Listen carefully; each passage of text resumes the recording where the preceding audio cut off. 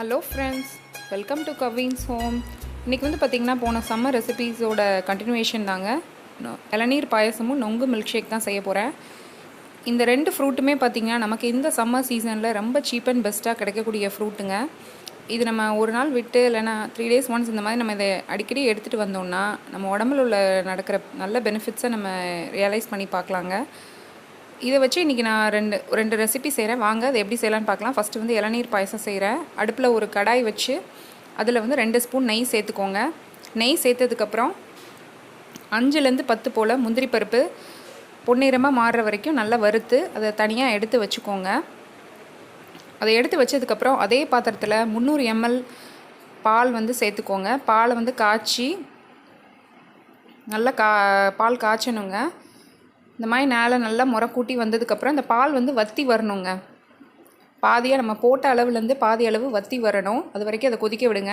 அதுக்கப்புறம் இது கூட நம்ம 2 ஸ்பூன் சுகர் சேர்த்துக்கலாம். நம்ம ஒயிட் சுகர் தாங்க சேர்க்கணும். ப்ரௌன் சுகர் அந்த மாதிரி சேர்த்தோன்னா கலர் மாறிடும் பாயசத்தில். அதுக்கப்புறம் சுகர் சேர்த்ததுக்கப்புறம் 1 ஸ்பூன் கண்டன்ஸ் மில்க்குங்க. கண்டன்ஸ் மில்க்குங்கிறது பார்த்திங்கன்னா மில்க் மேட் அந்த மாதிரி ப்ராடக்ட்ஸ் தாங்க. அதையும் சேர்த்துக்கோங்க. 1 ஸ்பூன் சேர்த்து நல்லா மிக்ஸ் பண்ணி விட்டுக்கோங்க. இப்போ அது நமக்கு அப்படியே பாதியாக வற்றி வரட்டுங்க. வற்றி வந்ததுக்கப்புறம் அதை நம்ம தனியாக எடுத்து ஆற வச்சிடலாம். அதுக்கப்புறம் பார்த்திங்கன்னா இளநீக்குள்ளே தேங்காய் வழுக்குங்க. தேங்காய் வழுக்க வந்து பார்த்திங்கன்னா இந்த மாதிரி சாஃப்டாக உள்ளதை வந்து எடுத்துக்கோங்க. ஒரு மிக்ஸி ஜாரில் அந்த இளநீ வழுக்க வந்து சேர்த்துக்கோங்க. நீ எவ்வளோ பால் சேர்த்திங்களோ அந்தளவுக்கு சேர்த்துக்கோங்க. எனக்கு வந்து ரொம்ப கம்மியாக தாங்க கிடச்சிது.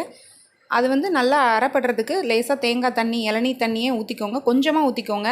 நான் வந்து இன்றைக்கி ரொம்ப தண்ணியாக அரைச்சேங்க. நீங்கள் கொஞ்சம் குழுன்னு அரைச்சிக்கோங்க, அப்போ நல்லாயிருக்கும்.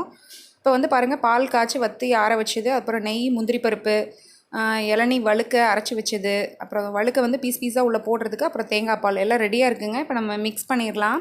ஃபஸ்ட்டு வந்து பார்த்திங்கன்னா தேங்காய் வழுக்க மிக்சியில் அரைச்சோல்லங்க இளநீ தண்ணி கூட, அது கூட அந்த பாலில் சேர்த்துக்கோங்க. இது வந்து ஆறுனதுக்கப்புறம் தான் நம்ம சேர்க்கணுங்க, இந்த அடுப்பில் உள்ள பால். அதுக்கப்புறம் தேங்காய் பால் சேர்த்துக்கோங்க.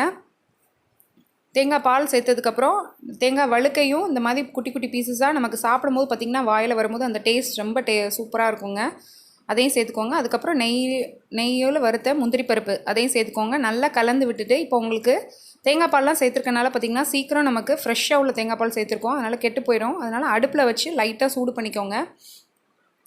இப்போ உங்களுக்கு ரொம்ப தண்ணியாக இருக்க மாதிரி தெரிஞ்சிச்சுன்னா பச்சரிசி மாவு இருக்குல்லங்க, நல்லா பவுடராக உள்ள பச்சரிசி மாவு இப்போ பார்த்திங்கன்னா 1/4 லிட்டரு பாலுக்கு ஒரு அரை ஸ்பூன் மட்டும் தண்ணியிலனா இளநீரில் கரைச்சி ஊற்றிக்கோங்க. உங்களுக்கு அந்த குழுப்பு கிடைக்கும். ரொம்ப சேர்த்துறாதீங்க பச்சரிசி மாவு. அதுக்கப்புறம் பார்த்திங்கன்னா கொஞ்சம் குழுன்னு வந்ததுக்கப்புறம் 1 ஸ்பூன் வந்து ஏலக்காய் தூள் வந்து சேர்த்துக்கிறேன். ஏலக்காய் ஃப்ளேவர் உங்களுக்கு பிடிக்கும்னா சேர்த்துக்கோங்க. இப்போ பாருங்கள், நல்லா குழுன்னு வந்துடுச்சு.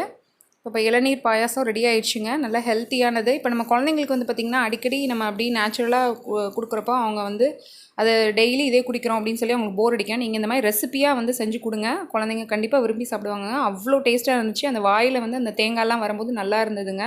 இப்போ அடுத்து வந்து பார்த்திங்கன்னா நொங்கு மில்க் ஷேக் தான் செய்ய போகிறேன். நொங்கு வந்து இந்த மாதிரி தோல்லாம் எடுத்துகிட்டு பீஸாக கட் பண்ணி வச்சுருக்கேன். இப்போ இதை வந்து ஒரு மிக்ஸி ஜாரில் வந்து பார்த்திங்கன்னா பால் வந்து சேர்த்துக்கோங்க.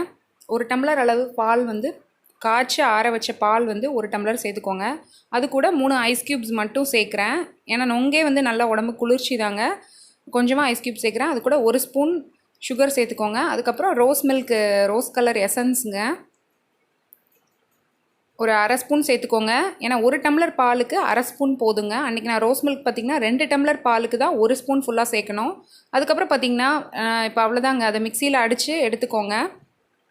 மிக்சியில் அடித்து எடுத்ததுக்கப்புறம் பாருங்கள் எப்படி பபிள்ஸாக வந்திருக்கு. இப்போ நமக்கு நுங்கு மில்க் ஷேக் வந்து எல்லாம் ரெடியாக இருக்குது, பண்ணிடலாம். உள்ள நொங்கு வந்து பீஸாக கட் பண்ணி வச்சுருக்கதை ஃபஸ்ட்டு கிளாஸில் போட்டுக்கோங்க. உங்களுக்கு எவ்வளோ வேணுமோ போட்டுக்கோங்க. அதுக்கப்புறம் நம்ம மிக்சியில் சுற்றின அந்த மில்க்கு வந்து ஆட் பண்ணிக்கலாம். இப்போ நல்லா கலந்து விட்டுருங்க.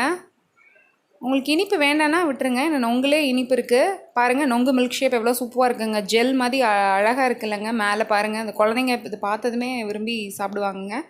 இந்த மாதிரி நமக்கு இந்த லாக்டவுன் சமயத்தில் இந்த மாதிரி நம்ம குழந்தைங்களுக்கு வந்து டிஃப்ரெண்ட்டாக அந்த ரெசிபீஸ் வந்து செஞ்சு கொடுத்தோன்னா நம்மளும் ஹெல்த்தியாக இருப்போம், குழந்தைங்களும் ஹெல்த்தியாக இருப்பாங்க. ஸோ இந்த மாதிரி ரெசிபீஸை ட்ரை பண்ணி நீங்களும் கண்டிப்பாக ட்ரை பண்ணுங்கள். ரொம்ப சூப்பரான ரெசிபீஸுங்க. ஓகே ஃப்ரெண்ட்ஸ், உங்களுக்கு இந்த வீடியோ பிடிச்சிருந்தா இந்த வீடியோக்கு ஒரு லைக் கொடுங்க. புதுசாக பார்க்குறவங்க சப்ஸ்கிரைப் பண்ணிக்கோங்க. Tata bye. அடுத்த வீடியோவில் சந்திக்கலாம்.